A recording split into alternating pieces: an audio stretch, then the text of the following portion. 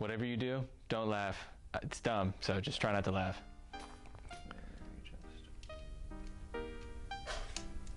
We all good to go? No. Keep moving. Okay, now we're good to go.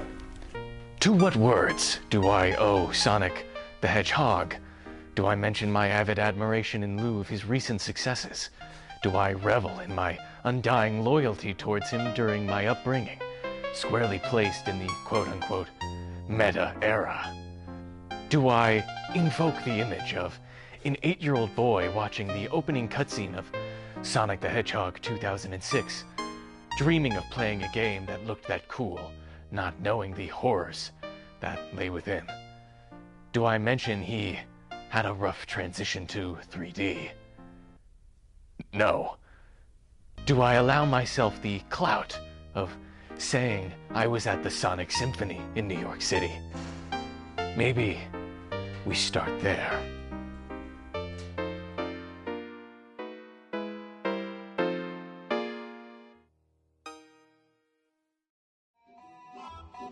Jack Botnick, or just Jack Botnick for short, is a beloved Dr. Eggman cosplayer you may have seen through various viral social media posts and other such jovial internet mischief. Well, I've done more than just hear of him. I've met him. See, both of us had the pleasure of attending the Sonic Symphony in New York City. The biggest takeaway for me being nothing short of a semi-viral tweet. And of course, front row seats. But Joey, didn't you pay for seats in the middle yet relatively into the back of the venue? Something you had no way of knowing, yet now you do. The question riddles around in your mind the same way someone wonders how Yuji Naka made Balan Wonderworld. Well, I'll tell you. Me and my friend, pictured here donned in the blue blur's blue fur, wanted to go towards the front of the stage to take pictures. As we did, I struck up a conversation with some venue security, and they told us something electrifying. They told us once the show started to simply walk up to the front of the venue and take the vacant front row seats if they were empty. And I don't know if you think I'm stupid. I wouldn't blame you if you did, but I'm not one to waste an opportunity like that. So we did just as we were told, and enjoyed those front row seats well into the orchestra's performance.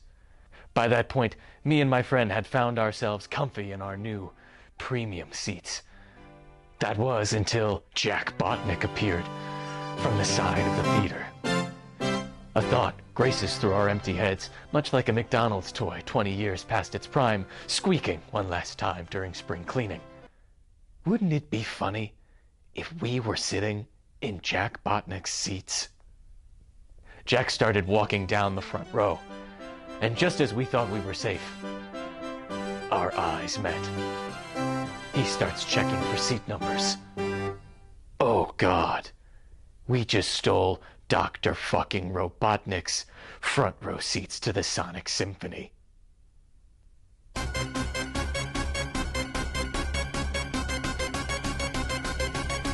And then,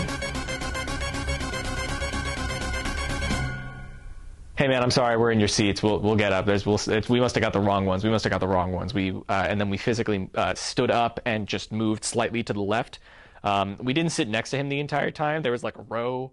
If he was in that row, we were in this row, and then we just stood up and we left, and we never. It was fine. It was fine. But that was scary. Sonic Generations, originally released in 2011? Jesus, I was a fucking 8-year-old. Oh. An 8-year-old that wasn't new to the franchise, at the least. That's right. As an honorary member of the Black Eyed Peas, born in the year of our Lord 2003, I was lucky enough to grow up with a Wii and Nintendo DS. And try not to get jealous, but I owned both versions of Sonic Colors respectively. They both hold up well for me, if you're wondering. I honestly couldn't pick one over the other. It's a real, holy shit, 2 cakes conundrum for me there. Sonic Generations was an anniversary title meant to celebrate Sonic's 20th anniversary, now re-released for his 33rd anniversary? Not the most special of occasions, but any excuse for a party is a party for me. Better yet, Shadow the Hedgehog turned 20 in a week or so after the game came out. So at least there's that. We start with, chronologically I guess, a flashback as classic Sonic runs through Green Hill Zone before getting tragically murdered by a ghost. I can only assume is affiliated with the Ballas from San Andreas.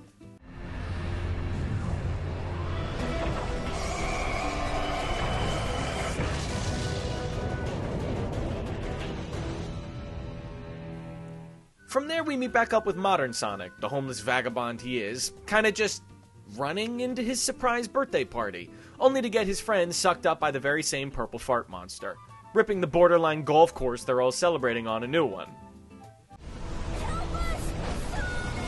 And don't worry, obviously there's some finer details I'm skipping to circle back on in Shadow's version of this exact cutscene. The diva that man is.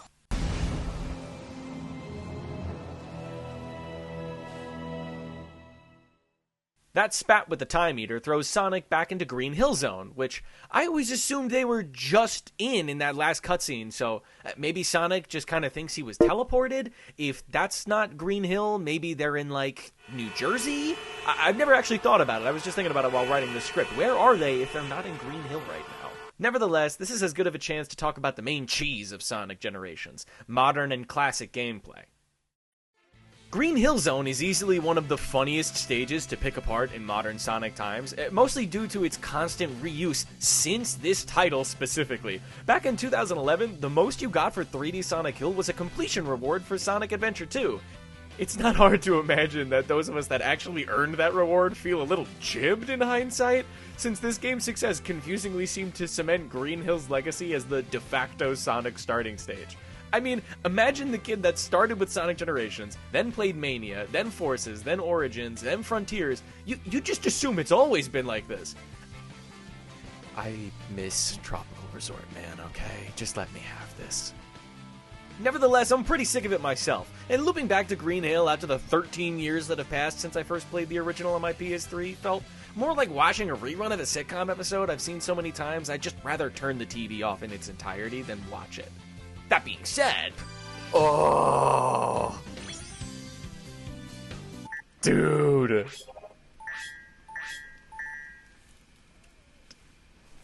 it's peak. I fear. It's peak. I fear. I fear saying this, but it's simply peak. Shouldn't surprise you that much, should it? Sonic Generations excels at the boost formula, easily being the best iteration on it for the time. The stages are infinitely replayable and take just the right amount of skill to keep you focused and not just boosting through the entire stage. Admittedly, Green Hill is very simple with multiple stretches of straight roads, but I chalk that up to a want to show off, which I greatly appreciate more than anything. To put Generations Green Hill into some context, this was originally a very novel thing to see. Like I mentioned earlier, seeing past Sonic stages beautifully rendered in HD was a selling point of this game. Same with Chemical Plant Zone.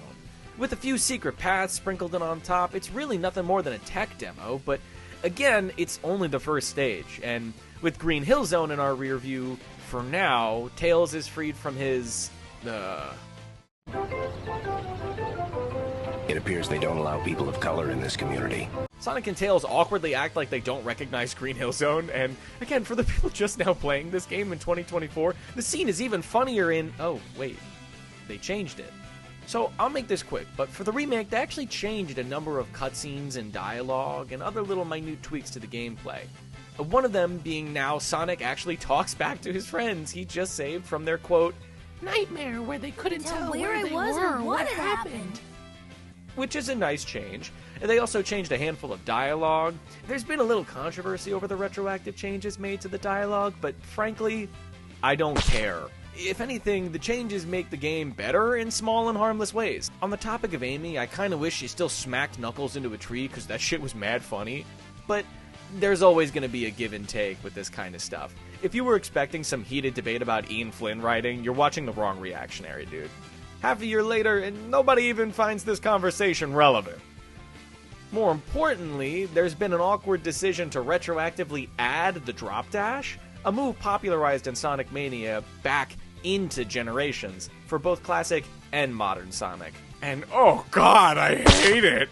Some of these stages are absolutely not designed with it in mind. Actually, all of them greatly suffer from it. It was an absolute nightmare for me, and I wish there was a way to disable it. There isn't, which makes absolutely no sense when Classic Sonic, the character that stands to benefit the most from it, can turn it on and off in the skills menu. So I have no idea who on the team thought Sonic needed the drop dash more than Classic Sonic, but oh my god, man, you were so wrong. Moving on. Running through the stages gives us our first look at White Space. Here's what I think of White Space. There's nothing. Thank you, son. It didn't really have to be anything, I guess. More of a glorified walkable menu, if anything. But we'll circle back to that again after Sonic Team gets their color back. For now, Sonic and Tails tackle the chemical plant. Easily one of my favorite stages in the bunch. Right out of the gate, it has those 3 pathways that you can explore to get to, and it just keeps that momentum up the whole stage, introducing new takes on the chemical plant theme, like hooks and water slides, and even bringing back the pink water. Because, of course, doing chemical plant without its pink lemonade is like an angel without wings. More importantly, the stage has the unique property of being the only stage in the game to have a cutscene where Sonic and Tails are depicted in that actual location instead of in the white space outside. This is definitely the chemical plant, but we're not remotely on West Side Island. Did that monster do this? We'll figure it out later. Our friends come first.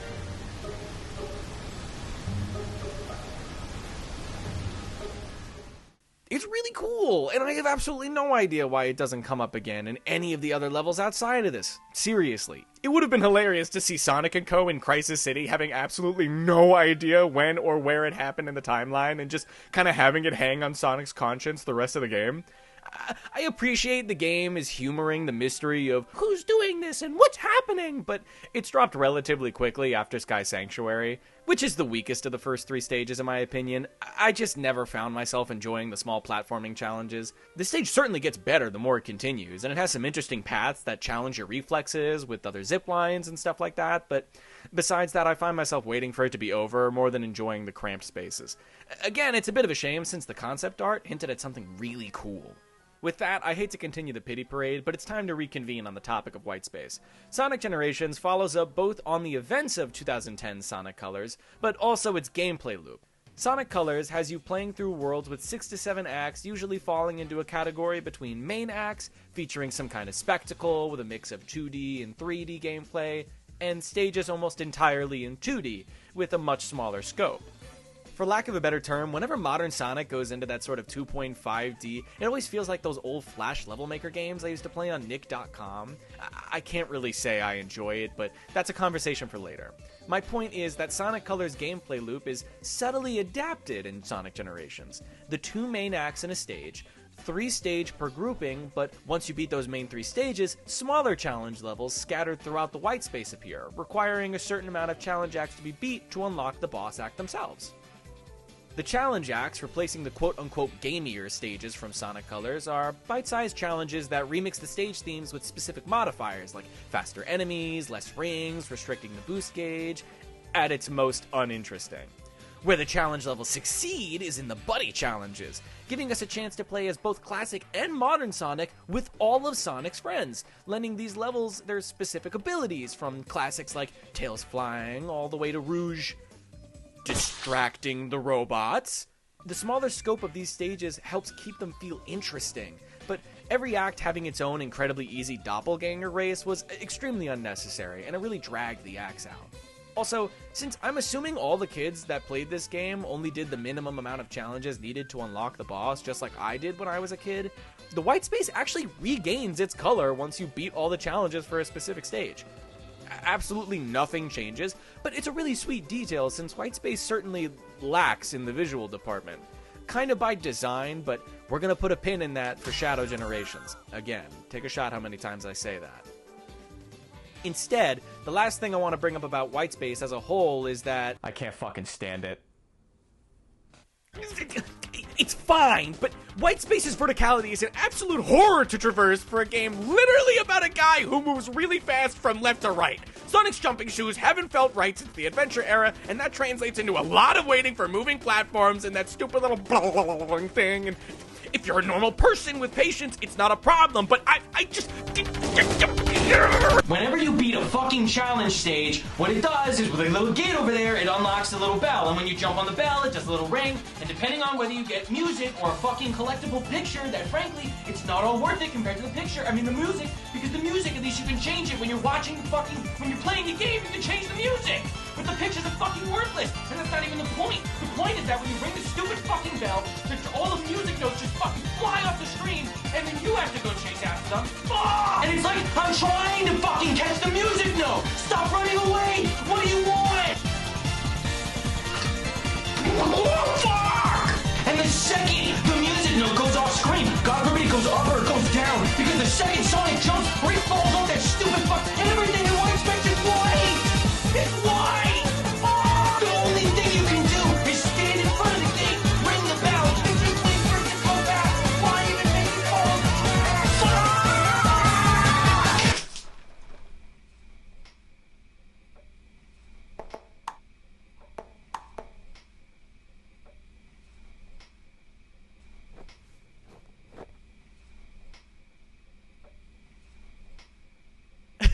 Speaking of Eggman, let's move on to the first boss of the game with the Death Egg Robot, and the bosses in general. We open on a surprisingly atmospheric void with classic and modern Sonic doing that kind of Looney Tunes mirror thing, before Eggman cuts it short, prompting the two to race for the boss entrance.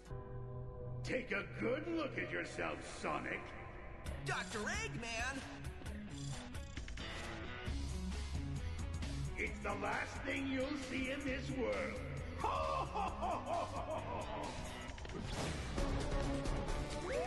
Another Sonic? What? Wait a second! And, keep this scene in mind, because apparently Classic Sonic never wins the race again! The Death Egg Robot is the only Classic Sonic boss fight in the game! And not counting the rivals, of course, that would chalk it up to 2! Sadly, the bosses in this game really tend to lack any form of substance or flair. In this case, the Death Egg Robot has this moment where the camera shifts to 2.5D, and you can tell the devs are trying to do something really cool and unexpected, and, for what it's worth, it's pretty neat, if not over very quickly. This basically applies to every boss in the game, with Perfect Chaos being kind of the only real high point for me in the modern Sonic boss fights, being mostly a series of small platforming challenges, and, hey, when it works great. The Egg Dragoon drags on for an awful long time, and we were already basically skimming the final bosses from other Sonic games. I think it would have been nice to see the rest of the Dark Gaia fight. I mean, since the Dragoon is basically just glorified Subway Surfers with all the wall jumping and the same repeating voice lines, and no Family Guy! This Sonic Generation shit boring as hell, man. Oh, and adding to the story, both Eggmans? Get kidnapped by the Time Eater at the end of their fights. But, yeah. The bosses aren't much to write home about, sadly, but there's more than just the Eggman fights. Every group of stages comes with a rival fight, and there's no better way to segue into classic Sonic than with easily my favorite fight in the game.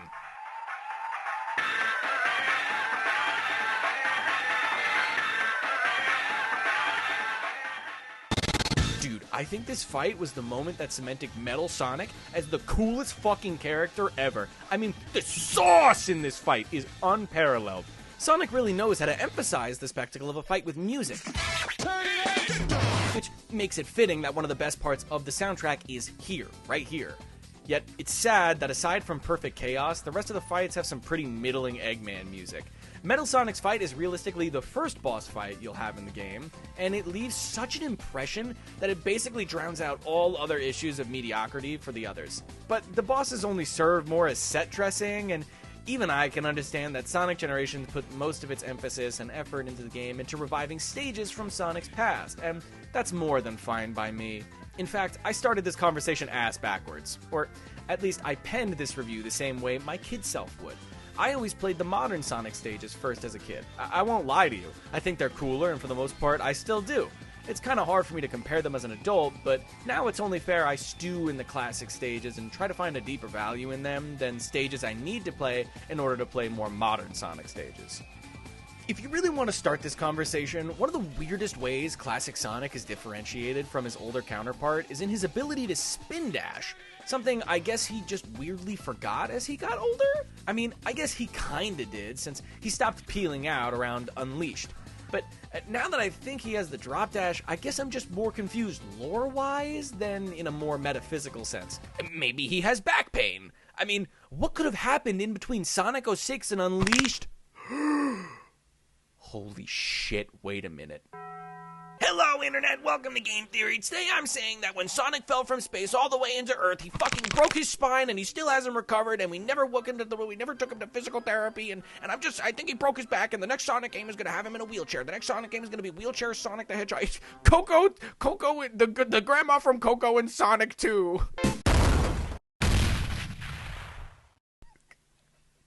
I guess I can't really make the point that Sega taking a move away from modern Sonic to differentiate from classic Sonic is weird, since he hasn't had it since 2006, but either way, the method of unleashing the spin dash has changed. Now, aside from the usual holding down and jumping, you can also hold a trigger button and blast off at an insane speed. Seriously, check out these classic speedruns, they're fucking hilarious. That being said, a personal gripe I tend to have with the classic Sonic stages is I constantly try to pull off a spin dash into a jump on tiny platforms, and I'd always just jump out of the spin dash instead of going anywhere. Not really a problem at all, and seeing as to how classic Sonic also obviously doesn't have a boost, I can overlook the insane power his spin dash randomly has as something that needed to fill the space left vacant by the boost.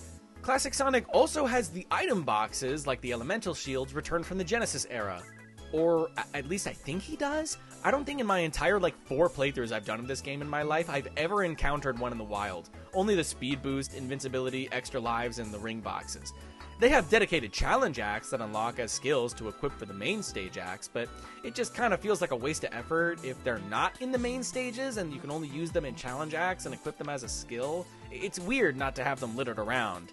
Either way, this is clearly the least original thought I've ever had, but the Thunder and Bubble Shield are easily the best in the game, since the Fire Shield just kind of sends you flying uncontrollably into traffic in at least almost a way guaranteed to get you hurt. Those are pretty superfluous though, so it's meaningless to argue a case for one over the other. Mostly because Thunder is literally just a double jump with a ring magnet, so it's obviously it's the best. Stop, don't write the comment, shut up. Looking back on my experience with Classic Sonic, most of these stages boil down to some bread and butter momentum platforming with higher, faster paths letting you skip the slower, more obnoxious paths being usually separated by crumbling platforms. I'm not gonna lie to you, it's pretty much if you see a series of unstable platforms, just know that's the only real way Generations knows how to do a higher path.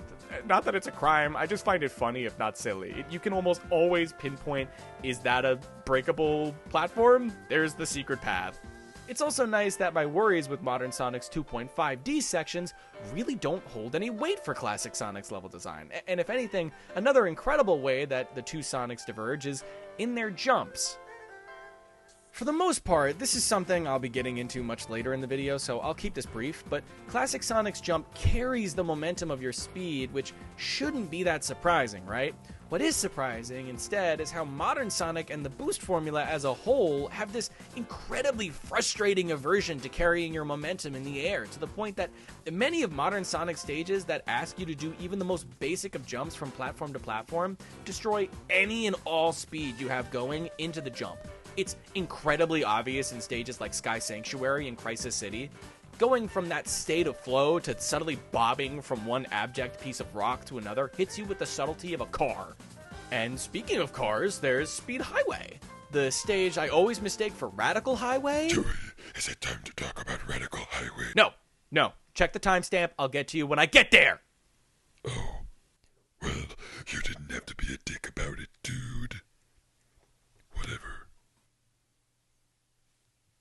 We're in the Dreamcast era now. More importantly, the two Sonics have finally started to put 2 and 2 together, and I'm sorry for beating a dead horse, but as cute as it is to see the group interact, the stale white void is such a tasteless backdrop that even the stage entrances in the background just look like unfitting props left behind at some interdimensional JCPenney photo shoot.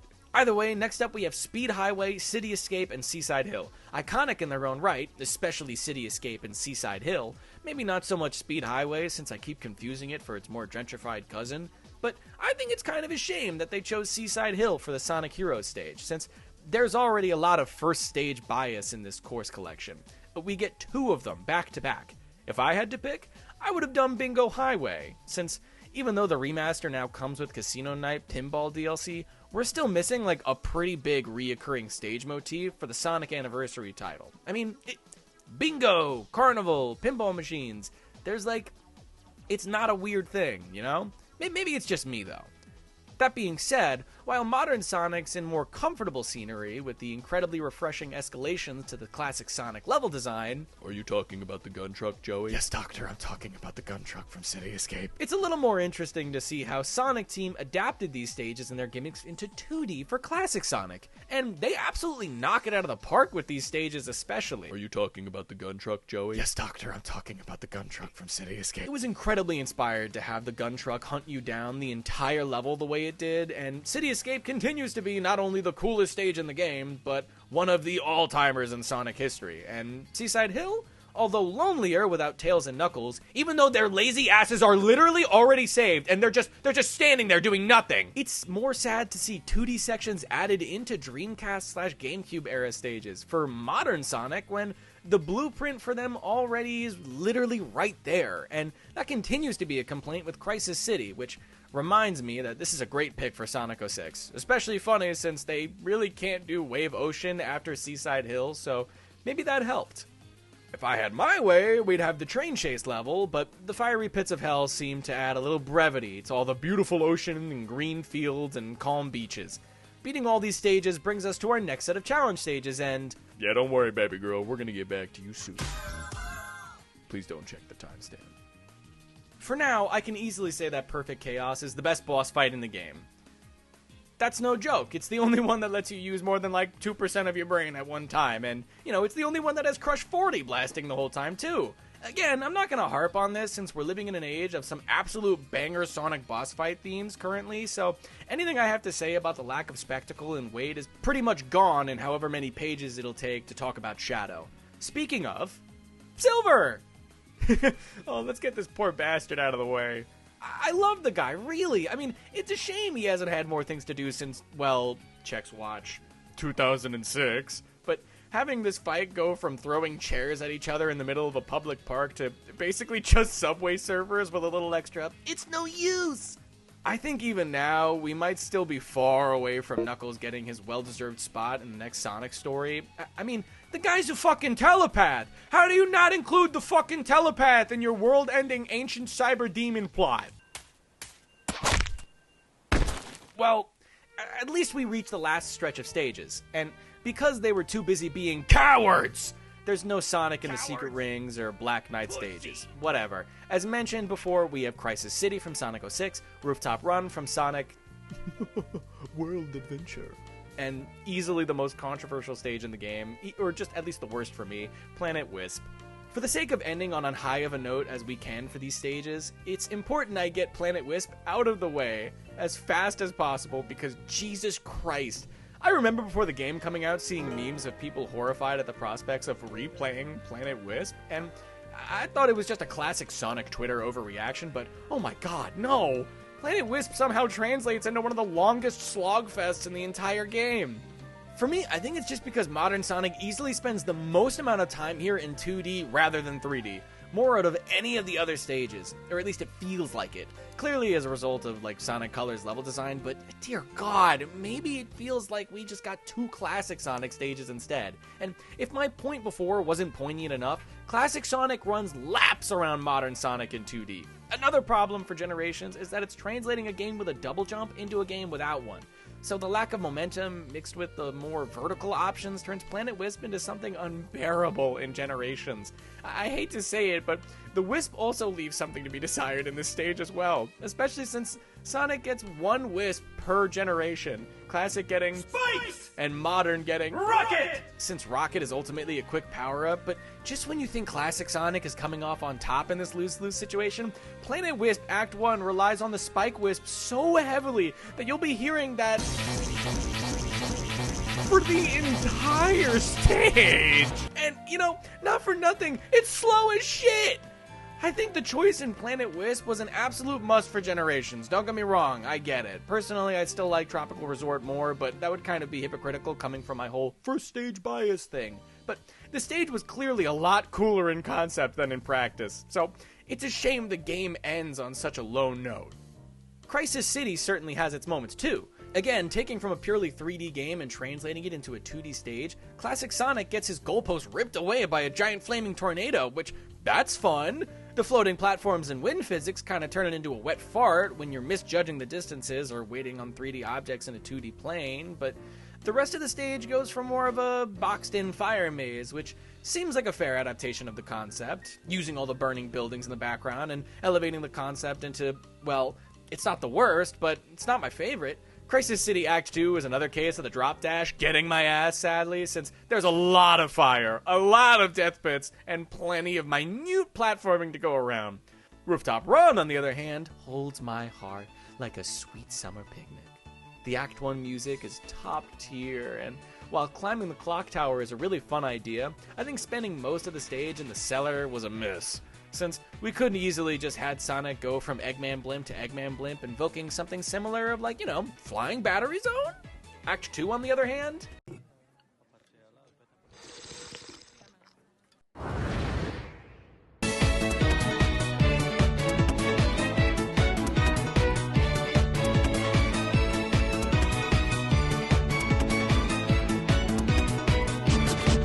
Yeah, this one's another A+ for me. Clearly I have a bias for Sonic running in urban environments, and I think that'll become more obvious near the end of the video, but for now, the violins always take me back to this incredible place, and, from when I was a kid, I think it's pretty interesting to think most of my experience playing stages like Seaside Hill, Crisis City, and Rooftop Run were by playing them in Sonic Generations first, and then later going back to play the adventure titles, Heroes, Unleashed, and 06 throughout high school and college.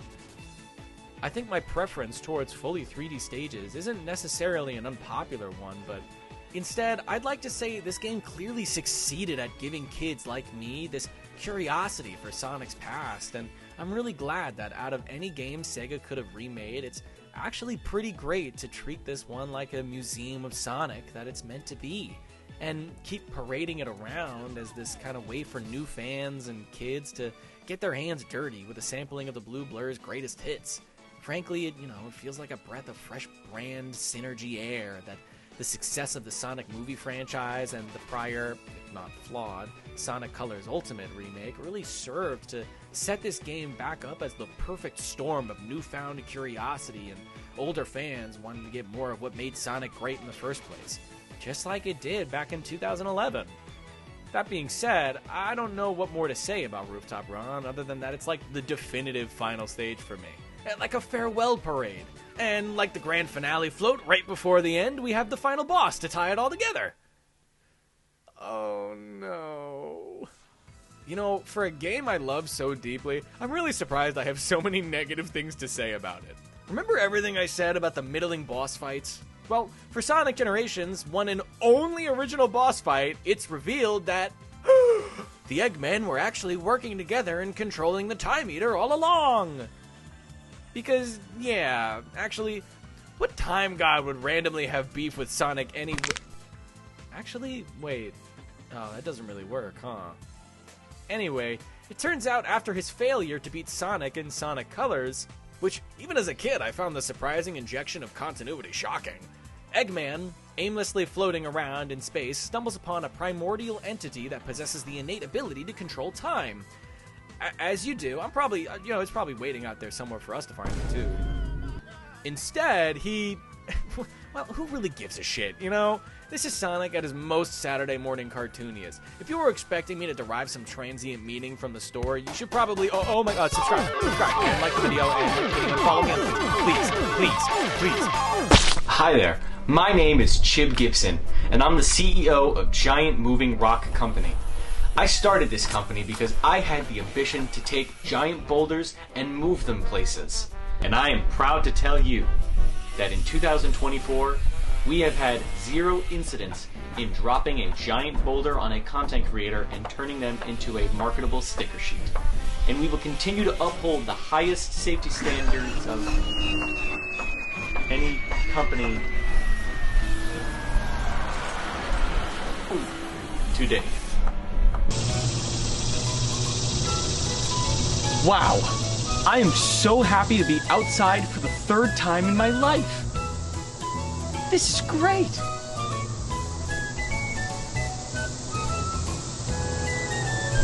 What the fuck? Introducing the John Cher Sticker Sheet Volume 1. Revel in all the flat stickiness of all your favorite John Cher's emotes like Joey Sad, Joey Bonk, and so much more. Only possible using the latest in flattening technologies. You've never seen a real person transition this well into an entirely different dimensional plane before. Get yours today. Wow, these stickers are incredible! We should go drop boulders on more people! Yeah! Buy your very own John Cher Sticker Sheet Volume 1 today. Only available at ManaPotionCoffee.com.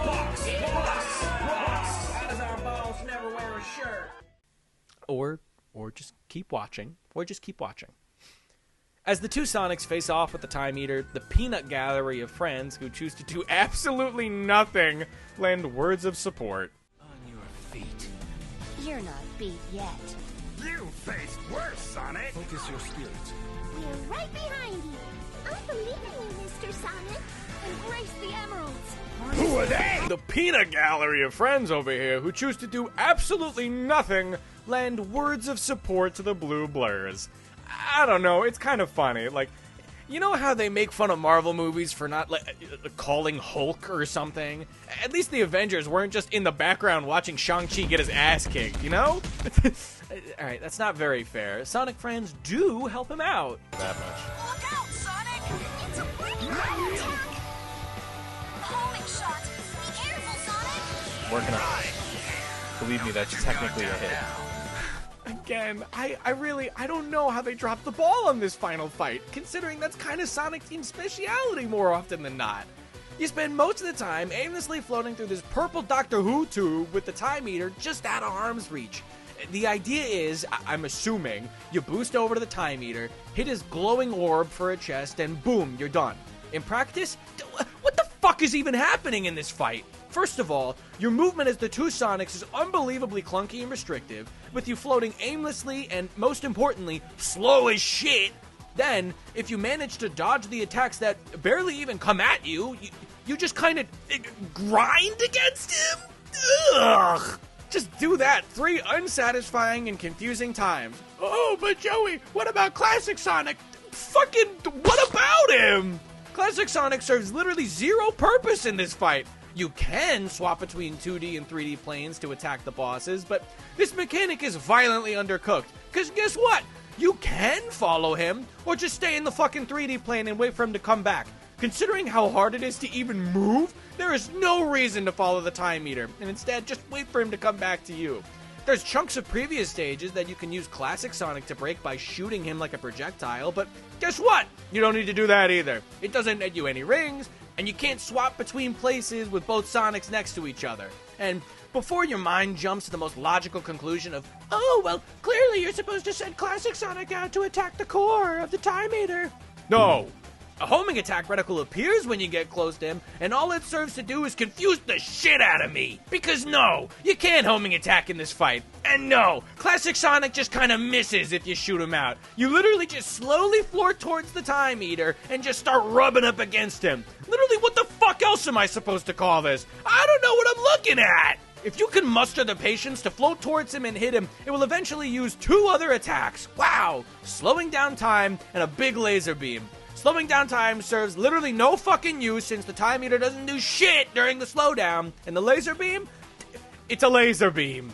Oh, did I mention the Time Eater will try and swat you away with his hands? Especially when you get close to the weak spot, and it has the chance to swat you away, which is frustrating because Super Sonic has no dodge, sidestep, or anything. So you just kind of have to float up slowly, just enough that you don't float down fast enough before it moves away. Altogether, this fight serves to make you feel slow. No time manipulation needed. You'll be holding the boost button down the entire fight, and you won't feel a thing. It would have made more sense to have them fight in a big puddle of molasses.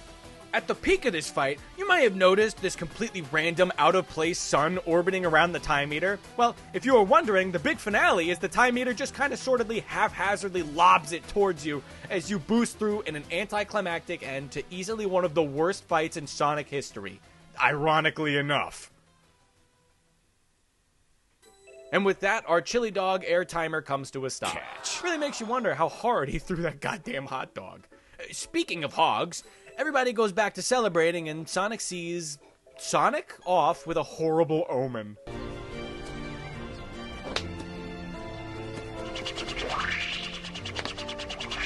Hey, Sonic!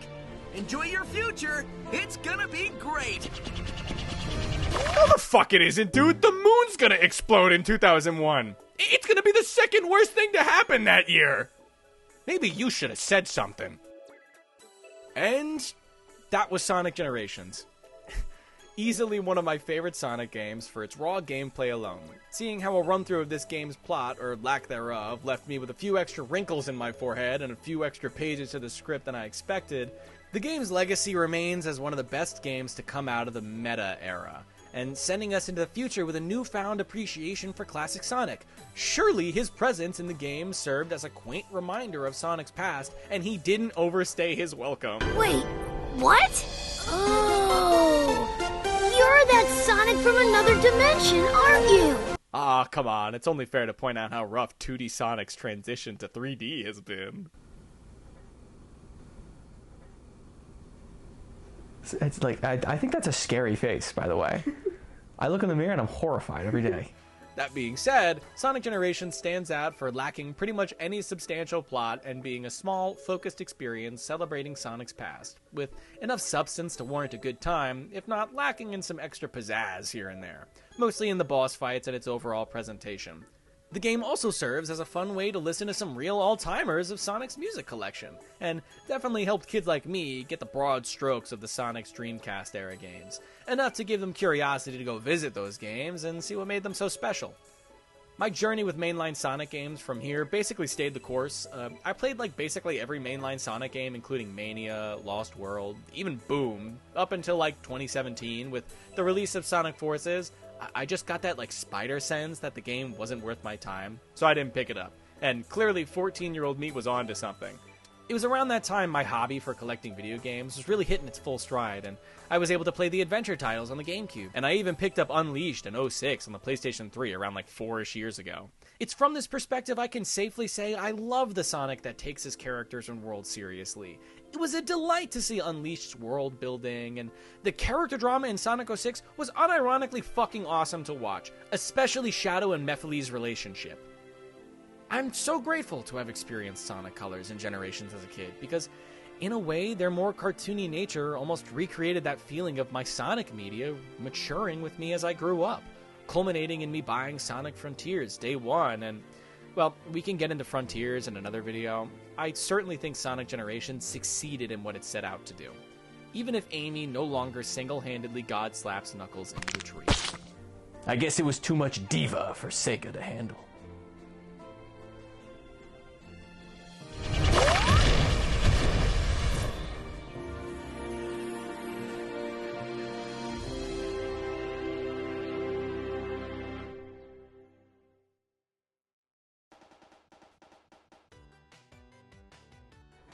Right. With that incredibly long-winded review of Sonic Generations out of the way, how about we talk about the Shadow part of Sonic X Shadow Generations? It's only been like, what, an hour? Has it? I swear, the lead up to the launch for this game was electric. Sega literally deemed 2024 the year of Shadow. This project just being one of 2 projects to release relating to our lovely presidential pardon of a zoo animal. The next one being the Sonic 3 movie, which...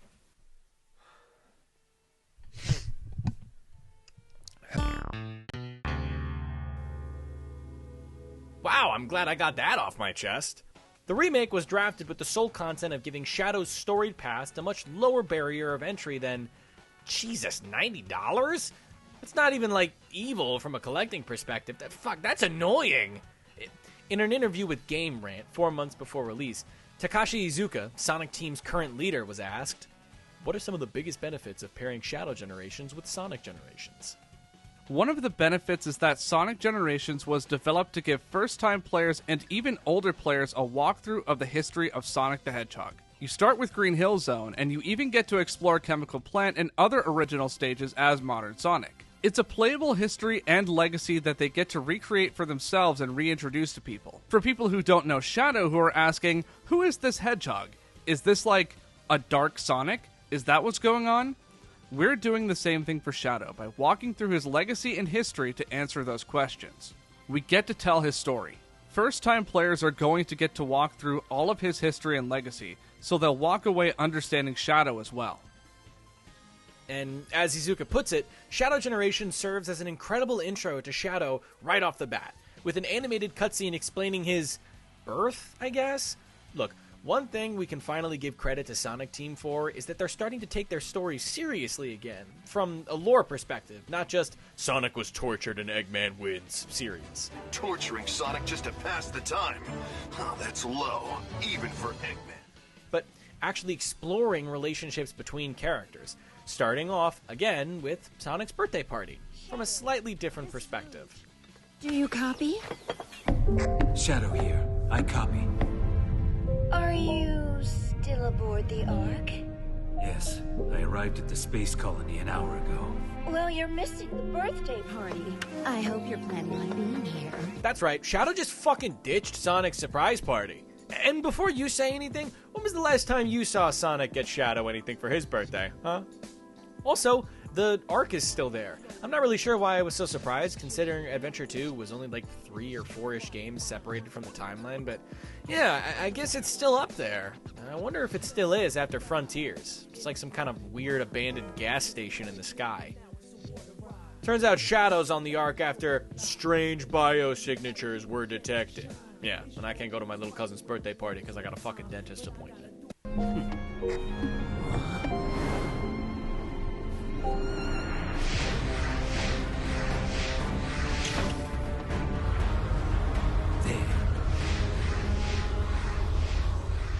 Oh shit, they weren't kidding.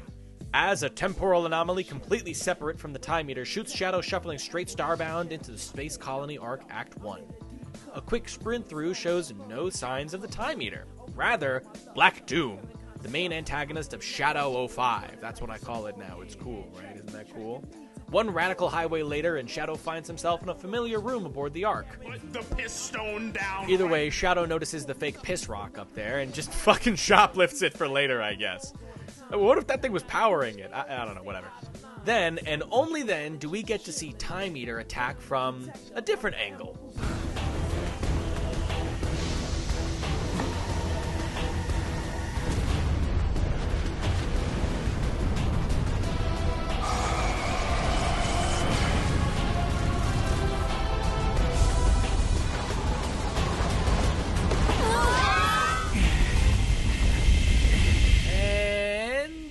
White space. We're back in white space. And holy shit, has white space got quite a facelift.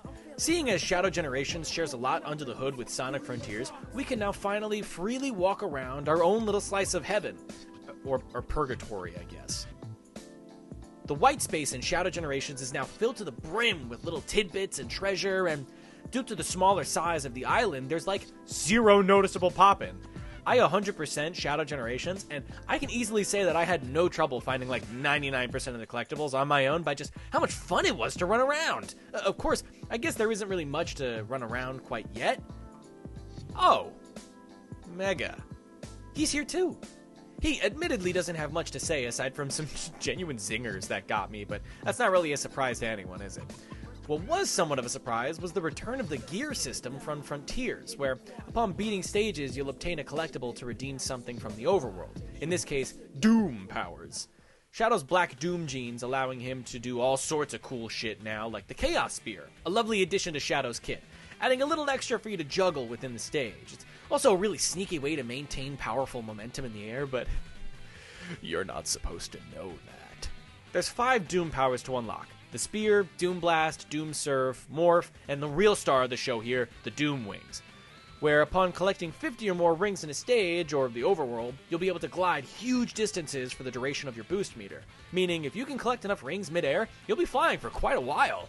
I was really hesitant about the Doom powers at first, admittedly. The Doom Spear was a welcome addition, if not a little hard for me to pull off at the beginning. Now I find it to be a much-needed spectacle of complexity for shortcuts and speedruns. The Doom Blast, if not having a somewhat unfitting name, lets you absolutely launch a really specific type of enemy to instantly cross large gaps and scale massive climbs. Frankly, this move is a must-have for the next Sonic game, and probably it's the only move he could pull off from this lineup. Seriously. I need to see this move get the same treatment as the Drop Dash did. Where I started to worry about the Doom powers was with the Doom Surf. This is a Again, I love a good gimmick as much as the next guy, and I think the Doom powers were an absolute must-need to break up the monotony of Sonic's general move kit, but all the Doom Surf really did was annoy the shit out of me and restrict my movement. Seriously, it often felt slow, turned like a goddamn semi-truck, and the only thing you can do besides jumping is dodge side to side, leaving me often really dissatisfied and just waiting for dry land. I think there was definitely something more that could have been done, but this really is as low as it gets. And what's here works just fine for what I needed it to be. It's a Sonic game after all. You're on the ground 9 out of 10 times.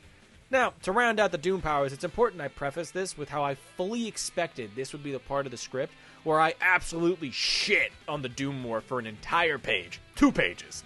But, in truth, it's one of the most fun Doom powers in the game.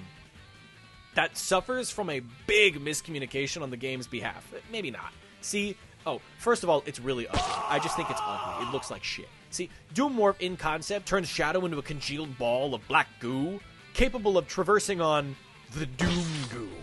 Write that down. Which otherwise slows you down to a painful crawl. Where the Doom Surf activates upon touching water, Doom Morph only works if you first homing attack one of the many... what the fuck do I even call these, dude? Doom Balls. Write that one down, too. The physics are a little wonky to control, somewhat due to the fact that you'll be mostly climbing to ceilings and walls, but once you get that down...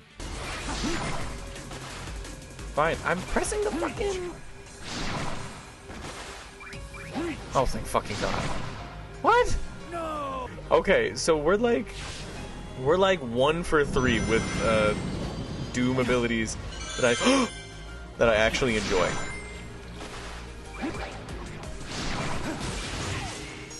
I do low-key hate him a little bit.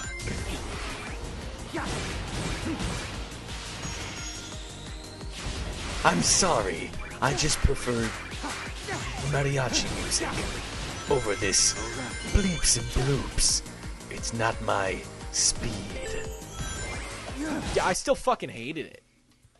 I had no idea what was wrong.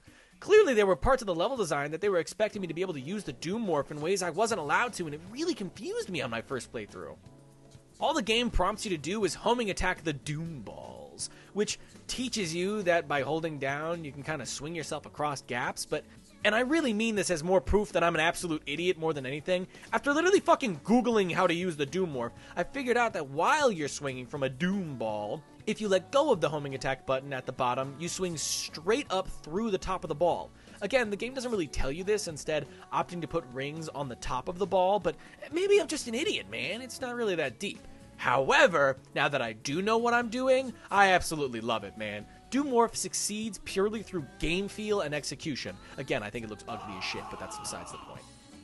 Both in how it's utilized throughout the stages and how it feels to use. The weight given to the boost and the swinging really makes you feel like you're utilizing powers you don't quite have control over yet. The only real downside is that it's like the second to last Doom power you're given in the game. Shadow Generations uses the Doom powers as the main source of progression, meaning that stages only utilize powers unlocked prior to their unlocking, which is an incredible misstep for the Sonic team in my opinion, since it would have given ample reason to replay the stages after unlocking new powers. At least the white space doesn't suffer from that problem, since it simply builds on itself as you continue to unlock more stages. Which, by the way, to circle back on another point I made in the Sonic Generations white space, this place is fucking beautiful! It's full of atmosphere. The architecture and color all lend to this feeling of being trapped in time that's just not in Sonic Generations. Except Sonic Generations shows that they were capable of this in cutscenes in that final area of the map. Come on, man! White space is such a fun concept, a dimensional rift out of time, and all they did with it was a white void. That's so lame. At least compared to Shadow Generations it was, which is great because it means that they saw a chance to improve and fucking nailed it. A really strong theme for the development of this game, clearly. Back to the Doom powers, a similar point to make is with the boss fights of this game. The fights in Shadow Generations clearly have that incredible spectacle carried over from Frontiers, but while Sonic Frontiers lets you build on your skills with Super Sonic, these boss fights serve more to test your ability to use whatever Doom power you unlocked before the fight. This, in some cases, serves to undermine the boss fights themselves. The Bio-Lizard is an incredible boss fight that tests your skills with Doom Spears, but you can see where I'm going with this. If you don't like the Doom ability, you're probably not going to enjoy the bosses as much as you'd want to.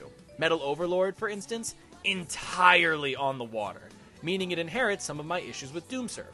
Same goes for Mephiles the Dark, who, just for a little sidebar here, I think it's not only fucking awesome that we got him as an enjoyer of Sonic 06 that I am, but it was admittedly really creative that they used his purple illusion floor from the OG fight and found a way to integrate the Doom morph naturally into his fight.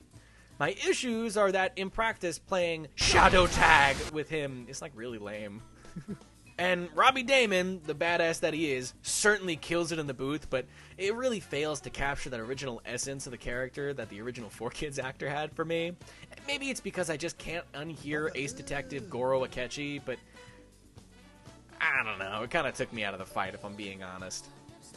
All that aside, these bosses are infinitely better, infinitely better than the ones in Generations, solely off their presentation and the different ways you approach them.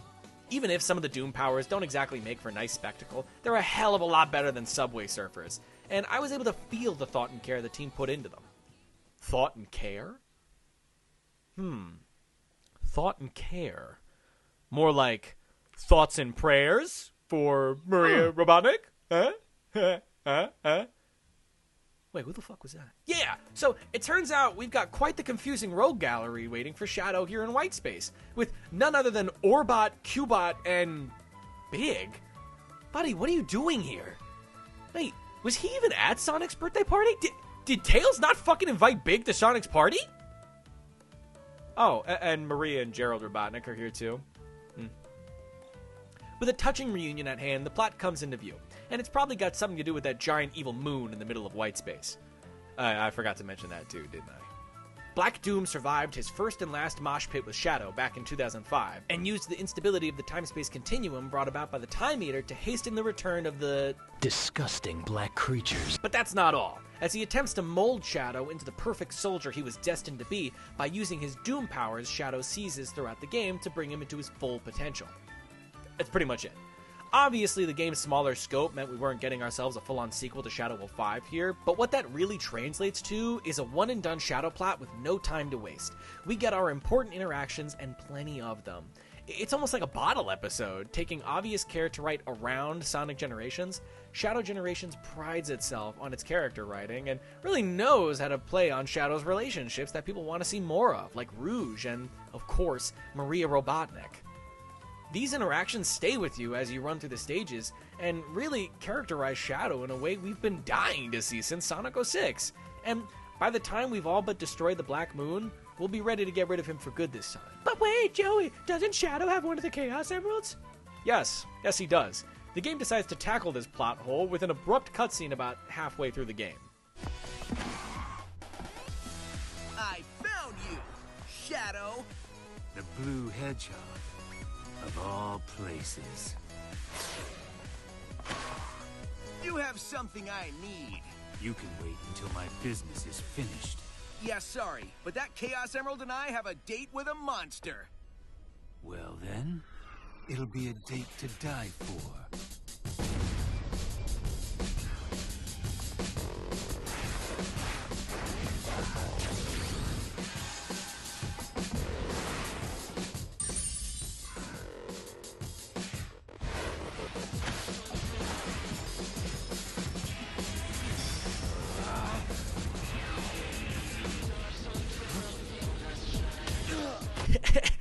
And, like, I don't know if we could have had that go any other way than it did.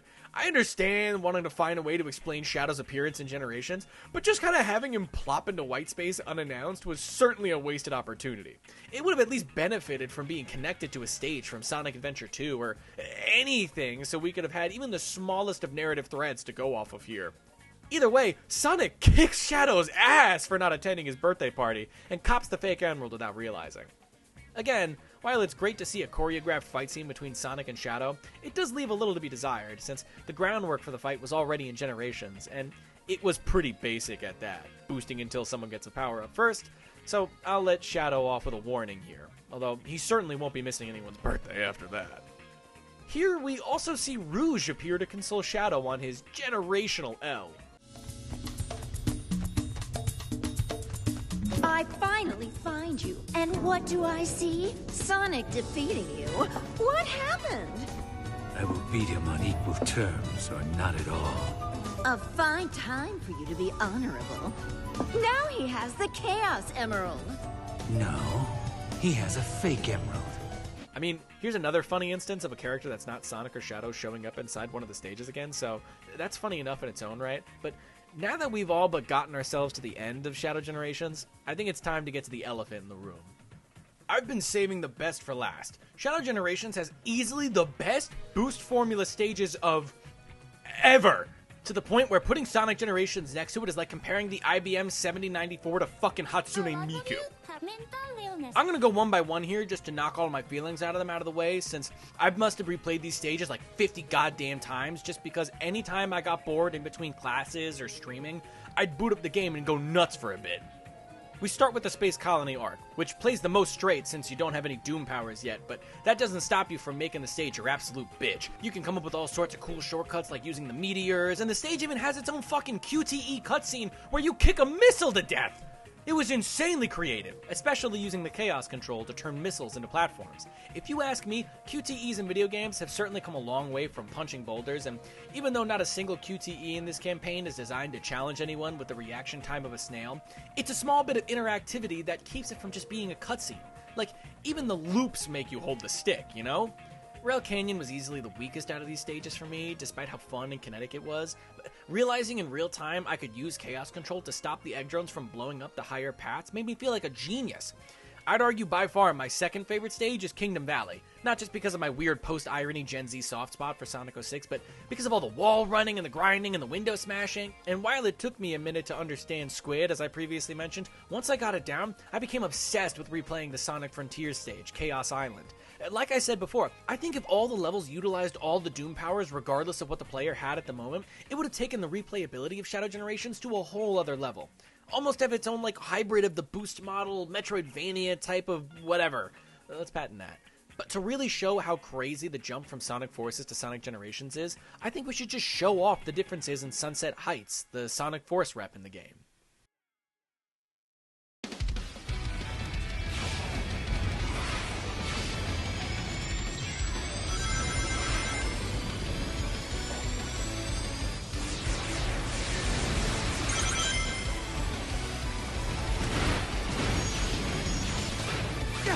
Chaos Control!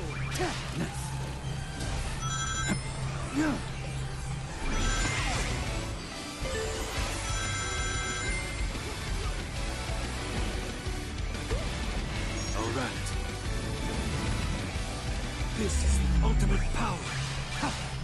Yeah.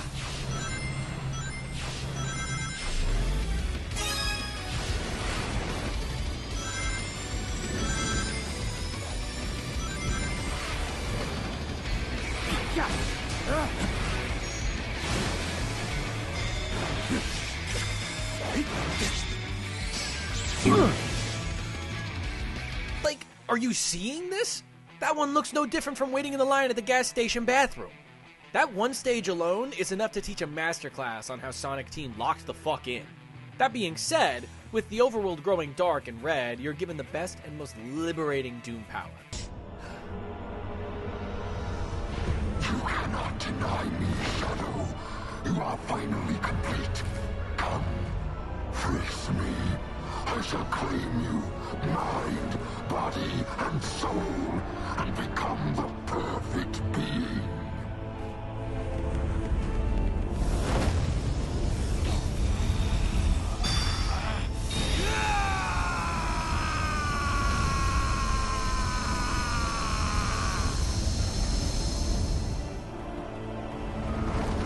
It's time.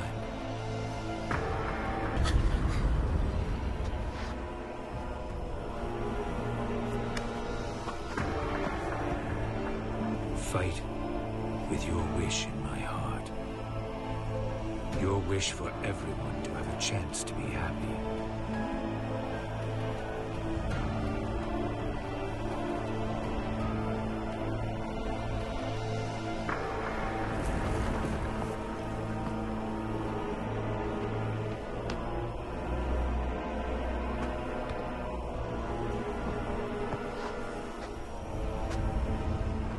The Doom Wings, which you use in tandem with all your other skills to climb up to the moon and enter the final stage.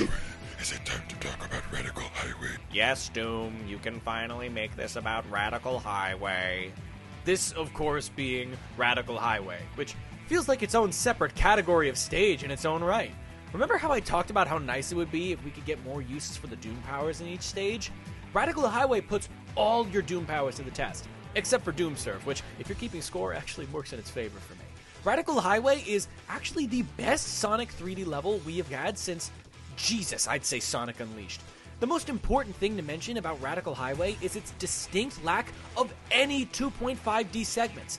Act 2 features no 2D platforming, instead being a fully committed 3D obstacle course with so many branching paths that I could confidently say this wasn't just the hardest S-Rank, but my most replayed level by far. And it should be the newest standard for Sonic Team's boost formula. If I could change anything about it, hell, I'd add some kind of QuickTime event segment akin to Space Colony Arc's missile segment. After clearing the stage, you're shepherded off to the final boss, Black Doom. Neo Black Doom? Time has come, Shadow. Agreed. Time to sever this bond between us forever.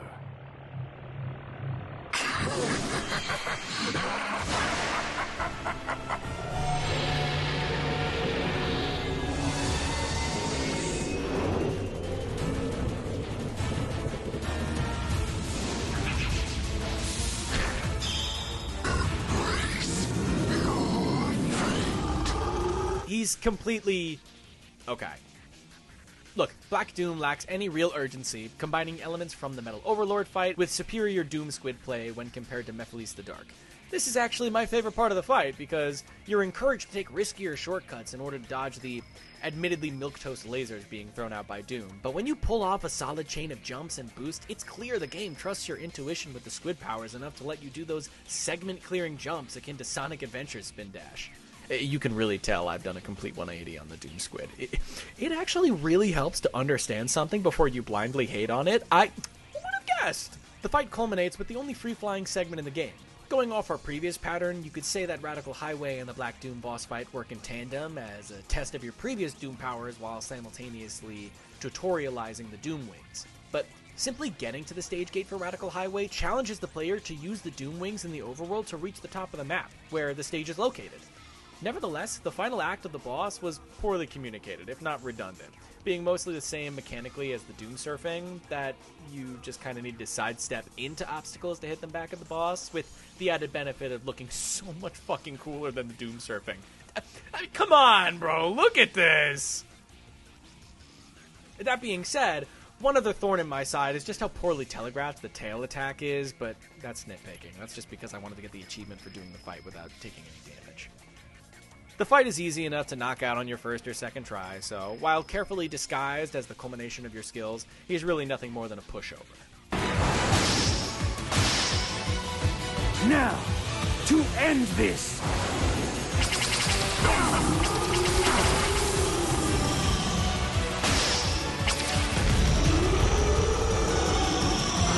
I crafted everything up till now, and yet you deny me!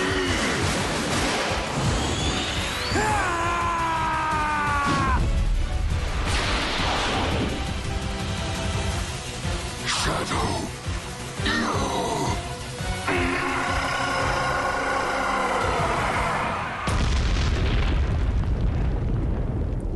And, well, that's it for Sonic X Shadow Generations. Or, I should say, the Shadow in Sonic X Shadow Generations. The Better Call Saul to Sonic Generations Breaking Bad. The story just kind of wraps itself up in a neat bow by basically saying, let's go stand around Sonic now! Nice work. Perfect timing, too. Sonic is getting ready to confront the monster that trapped us here.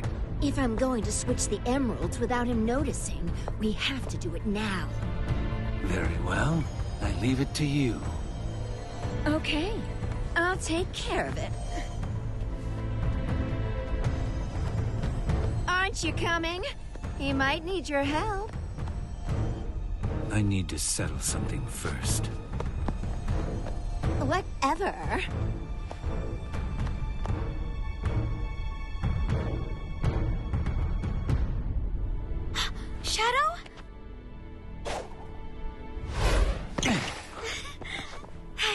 you can do it.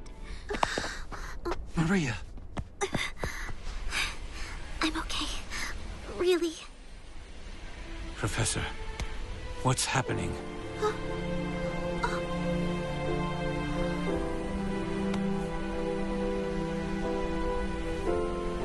Without Black Doom's influence, the time anomaly is beginning to heal.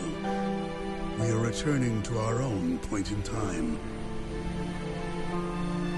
I'll stop Rouge. Use Chaos Control. Stop this moment in time. Shadow? No. I don't want to be frozen in one place in time. Besides, your friends need your help. But you don't know what's going to happen. I know I'll see you again. And if fate draws us apart, I will always be in your heart.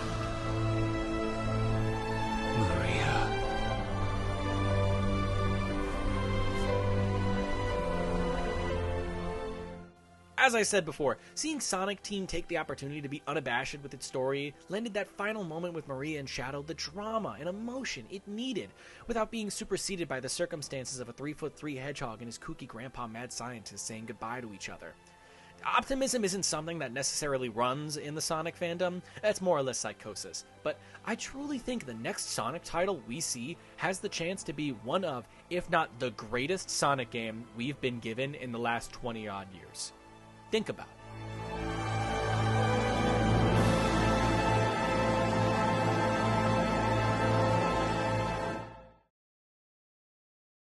Shadow Generation showed us how Sonic Team took the successes of Sonic Frontiers and worked towards something even greater.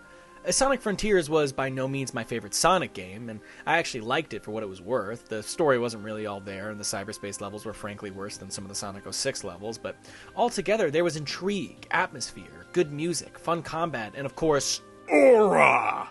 What we saw carried over to Shadow Generations was the open zone design from Frontiers, worked down into a much more digestible playground for Shadow to run around in.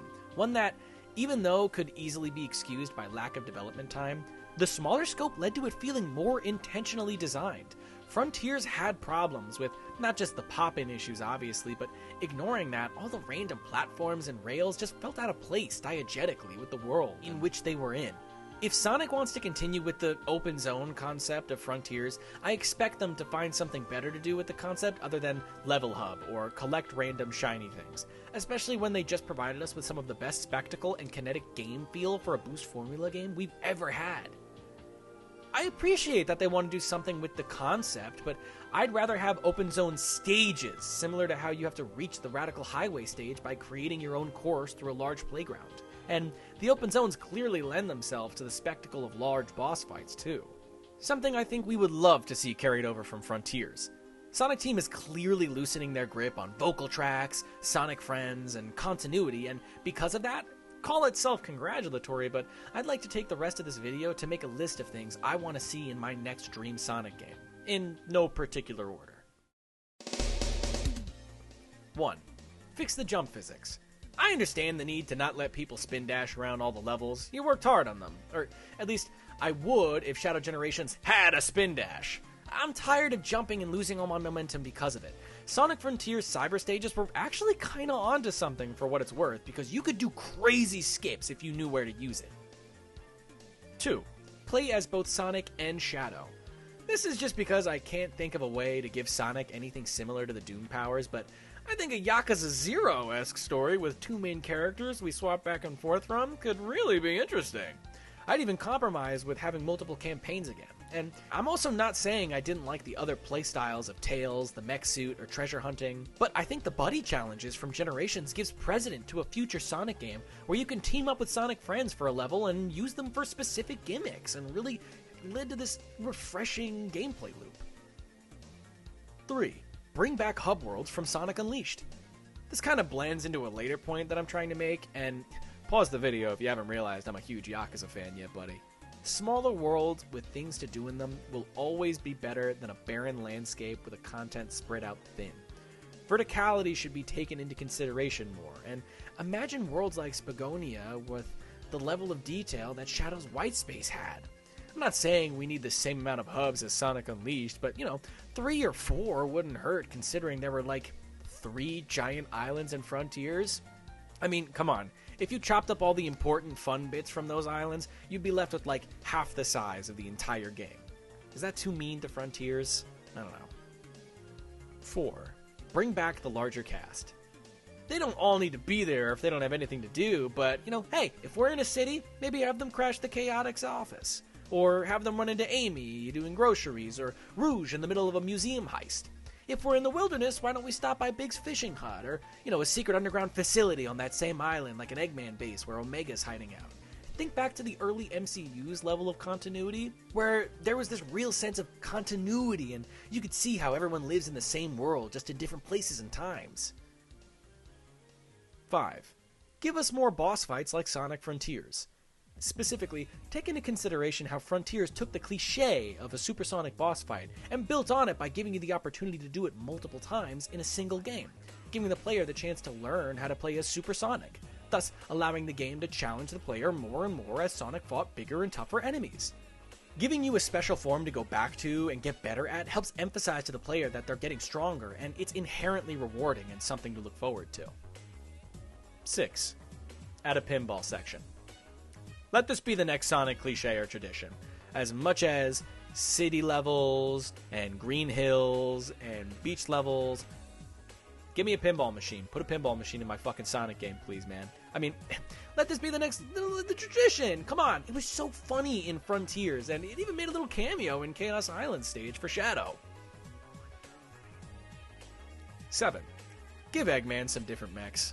Whether Eggman is the main antagonist or not in this hypothetical game does not matter to me. No more floating orbs, no more Egg Dragoons. I want Sonic to fight the entire ass Egg Armada. I want the creativity of Chemical Plant's Puyo Puyo boss fight with all the goofiness of the Egg Burger. More spiders and Cerberuses and less... Time for a change of pace! Good change of pace. 8. No more Green Hill. We're done with it. Either go back to Green Hill adjacent stages like Emerald Hill or Wave Ocean, or give Sonic and crew an actual planet to inhabit like Forces. Without all that extra bad baggage. Make the locations of the world first, then craft the stages around that. Kinda like Sonic Unleashed. 9. No more classic Sonic. He's done. He's been done. Frankly, my next Sonic game has no 2D sections in it at all. Sonic makes good 2D platformers, don't get me wrong. I mean, look at the Advance and the Rush series. But whenever the main series thinks of 2D platforming, it can't recall anything after the year of 1998. Stop trying to capture what worked with Sonic Mania and either give me the energy of Sonic Rush without the camera so close I can smell Sonic's ass, or get out. I mean, okay. Again, the Genesis games aren't bad. They're awesome. But I'm just saying, it's weird that when we only look at one aspect of Sonic's 2D history, it's just the Genesis games. As if those games aren't A, fucking awesome in their own right, and B, desperately lacking some attention. 10. Have the game be a mix of both open zone and boost formula. Variety is the spice of life here. I think there's some room for both the open playground of Shadow's Whitespace and even Chaos Island to some extent with the linear obstacle courses of Shadow's boost formula. I'd like to see a stage where maybe Shadow's helping Rouge with a heist begrudgingly or something, and you have to work your way through the open zone of a facility or an island with a time limit, or maybe have a stage that puts you in a town and you have to find your way to the top of a clock tower without any real guidance. There's potential here. Potential that can be mixed with more linear 3D boost stages that give us that classic day stage feel. The open zones can even be the new hub with bosses that can challenge you on how well you know the terrain after using it as a level hub. There's something that works here in both Frontiers and Shadow Generations. The ability to return to a single place that evolves as the story continues. I just don't think Frontiers with its large open swaths of nothing is the right direction for the franchise personally. And for the sake of brevity, I'll cut it there.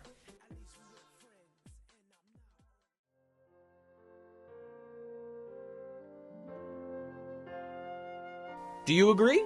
Do you think there's something different that you'd want to see in the next Sonic game? Hell, do you think the next Sonic game will be a masterpiece? I know that's kind of a reactionary title, but in my heart of hearts, I really, really want it to be, and I think it can be, especially considering how great this was.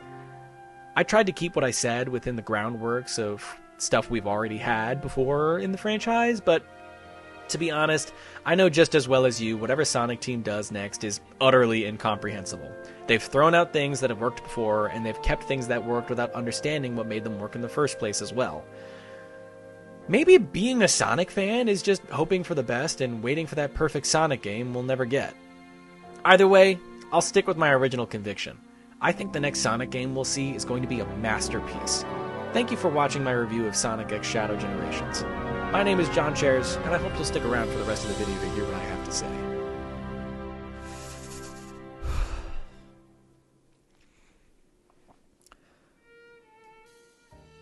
Hi.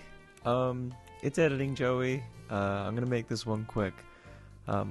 Thank you so much for watching the video, obviously. It's like 2 a.m., but it took me almost an entire academic year to make this video, which I'm kind of ashamed about, so I hope all my hard work wasn't for nothing. The video just, you know, I made the Astrobot review, and the video just kept, you know, I'd only ever written like 8 pages of a script before for something, and so I just kept talking about Sonic, and it kept getting more and more and more and more and more, and before I knew it was 19 pages, and then finals hit, and then, you know, spring break hit, and, well, it's the first week of my summer break, and I'm so happy that it's finally over, and I get to work on other projects. I want to give a big shout out to How Cozy. Please go watch his stuff. He really deserves 30 billion quadrillion subs before I even hit 2,000. And I can only hope that's what happens. You know, go watch my live streams. I'm live every day.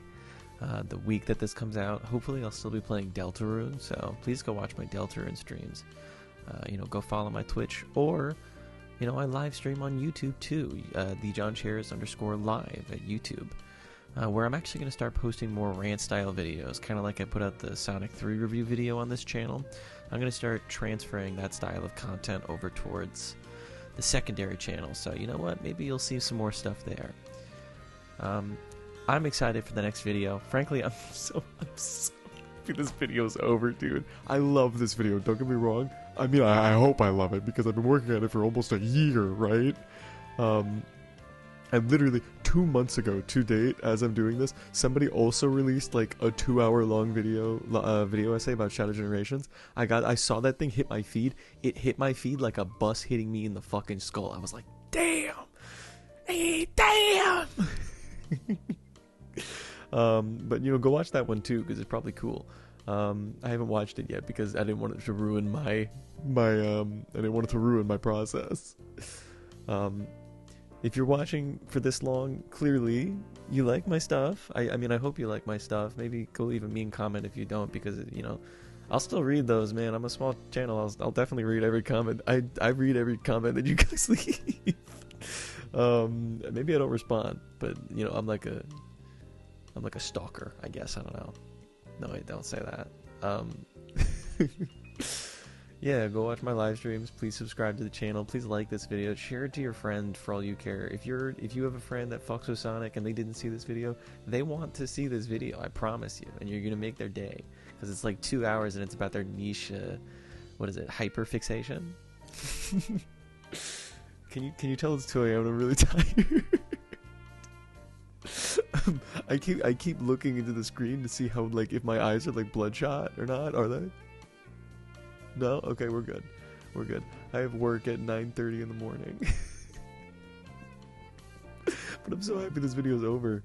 If you're watching for this long, let me give you a teaser for the next video. The working title for it right now is My Nintendo Spring Break.